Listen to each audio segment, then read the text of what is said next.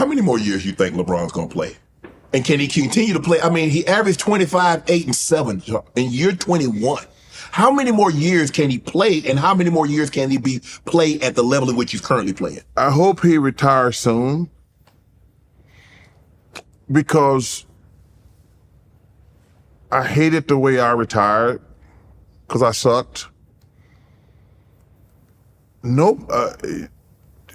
Jim Brown is really, and he retired because he didn't want to get tired of playing football. And he didn't want to. He wanted to act. Yes, because he wasn't making any money. No, and he didn't want to just kill himself.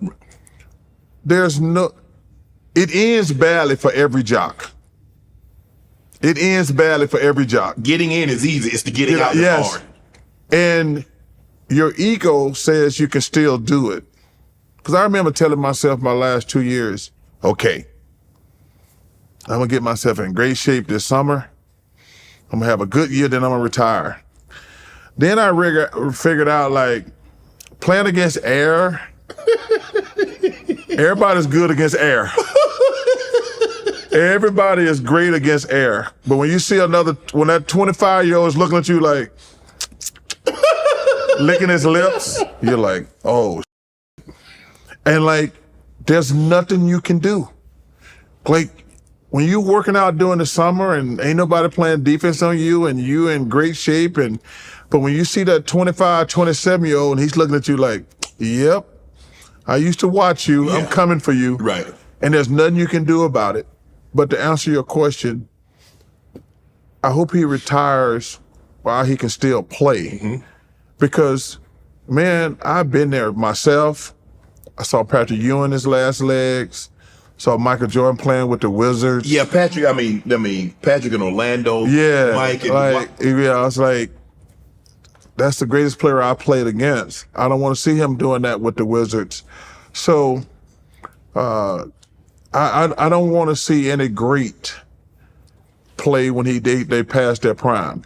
So, this is the greatest player of all time. It seems to be a two-man race now. Michael Jordan, LeBron James. Hey, Kareem is the most underrated player in the history of the NBA. Yes. He was the all-time leading scorer, the third leading rebounder. He won 6 MVPs, 5 championships, and that make it seem like the man was some sauce. Yeah. Well, I got nothing but admiration for Kareem. First of all, the activist he's always been. Yes. You know, I find let's talk about the Michael LeBron thing. They played in different eras. They're, in my opinion, they're right there. It's either A or B. Okay. But I would say this about LeBron. Number one, I like him a lot as a person. I think he's a nice guy. Never said that about Michael Jordan. So he'll kill you. He'll kill you. I've said there's two things. I put Kobe right there also, but Michael and Kobe will kill you. LeBron's a nice guy. Right. Michael and Kobe will kill you. If they played against their sister, she gonna get her ass kicked. LeBron, like, he ain't gonna beat up his sister. But I would say this about LeBron. I think it's the greatest story of any jock who's ever lived. Because if you go back and look about guys who came out of high school, people forget Kobe struggled early. He did. Kevin Garnett struggled early. LeBron James is the only one, because we had his first game. I say LeBron James is the only one who didn't struggle right away. Right. He came in and was a good player. He wasn't great right away, but he was a good player. Right.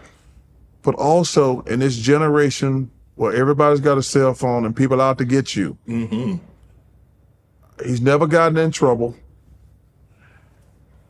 He's exceeded what the NBA expectations. Any expectations. Whatever you thought he could be. Yeah. And because he was the chosen one on the cover of Sports Illustrated in 17. So whatever you thought he could be, he's just eclipsed it. He's eclipsed it. And to never get in trouble in this generation. Like I say, you know, everybody's got a cell phone now. People are deliberately trying to get you. Yes. I think it's the greatest sports story ever, in my opinion. Single mom, he didn't go to college. They gave the keys to the franchise to an 18-year-old kid. and says, we're only going to go as far as you take us. And like you said, he's been a model citizen, both on and off. Obviously, to building the brand, Jordan gave everybody the blueprint. Yeah. And we see Kevin Durant, we see the Steph Curry, we see the LeBron James starting production companies, being active outside. Give Junior Bridgman some credit too. People don't know who that is. Well, every time I see Junior, I say thank you, because Magic is kind of taking over now. Oh, yes. But Junior was a good player, but his portfolio, owning all those restaurants, probably being the first billionaire athlete, to be honest with you. Him, Dave Bing, and also is amazing businessman. But every time I see Junior Bridgman, like, for a guy who didn't make a ton of money. That's what's so impressive. Yeah, like, and didn't have the name. Didn't have the name to learn how to handle business. And he's probably got 500 to 1,000 restaurants now. And like, does it so low key. Does it so low key. Like, every time I'm around here, I try to pick his brain. Right. Because it's different now. Because these guys make so much money. Yeah. I said, back in our day, I says, dude, and I'm not poo-pooing on this either. I want to make it clear, because, when I say it, it's going to sound stupid. The most money I made was $5 million. That was my last year. Right. I says, now that's below the minimum. I says, to be a businessman in our day and become a billionaire, you are great at business. Right. You are great at business. And he wasn't a name. People wanted to attach themselves to Magic. Yes. People wanted to attach themselves to Mike. Yes. He was Junior Bridgman. Just a great businessman and a good dude. Here's to me is one of the greatest stories ever. And if I was the NBA, I would bring him in every year to my teams, and say, guys, because what people don't understand, everybody on an NBA team or NFL team ain't making a lot of money. True. Or ain't gonna play a lot of years. 10, 15. The average, in both sports, the average year is about 4 years. Those are guys who need a Junior Bridgman. That's like, I was watching the draft last night, and this always annoys me about young kids. I was like, these dudes got Louis Vuitton shirts. Iced out. And I don't mind a little ice, but too much ice. They got Dior shoes. I says, they do know that money ain't gonna last forever, right? Get you a pair of Nikes. I'm not paying for no Dior shoes. But you got to be nice. Because you had that cranberry suit on. You were nice, Chuck, with that little skinny tie. There's nothing wrong with a nice suit. But I tell these guys, Shannon, when I first was an idiot, when I got my money, I had like 3 or 4 cars. And Dr. J says, how many of those cars can you drive at the same time? I said, what do you mean? He says, how many of those cars you got to drive at the same time? I says, 1. He says, well, why you got 4? He said, Chuck, this money got to last you for the rest of your life. He says, this money got to last you the rest of your life. He says, son, don't waste all your money on cars. Everybody know who you are. Wow. He said, if you pull up in a Kia, they know, oh, that's Charles Barkley. If you pull up in a Mercedes-Benz or a Rolls-Royce, that's Charles Barkley. But the problem is that money, it's not the fact that you can't afford that car. Right. It's the fact that $300,000 you spent on that Bentley, if you bought a car for $70,000, $80,000, you would have had $200,000 more in the bank, and it would have been growing and growing. And in 1 year, 3 years, 5 years, 20 years, that $200,000 is going to be worth a lot more. The question is, Charles, is that I tell young people, you can afford that car right now at 20.